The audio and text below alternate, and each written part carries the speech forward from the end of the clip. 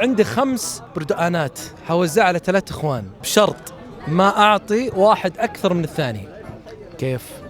طيب اخذ 3 حلو ووزعها عليهم ايه واثنين اوكلهم اياه، خلاص انتهى الموضوع. لا يا اخوي كذا اعطيت واحد 2. طيب خلاص انا اكل الثنتين.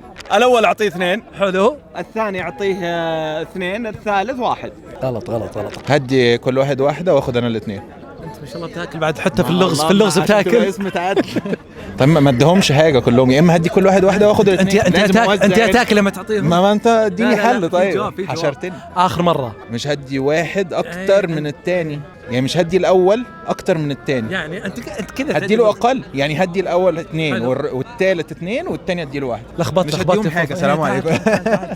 أبى أعطي الثاني 3 برتقالات، صار الثاني أكثر من الأول، وأعطي الأول 1 والثالث 1. حبي قهرتني صح، والله قهرتني. لأنه هو دائما والله قهرني على طول. لا ويطقطق ويجاوب بعد. دائما راجع اللغز اللي قاله، قول اللغز اللي قاله في مخك بعدين تقدر تجاوب. انت قلتها يلا قلها مره ثانيه. هو يقول بشرط ما تعطي لو واحد أكثر من الثاني.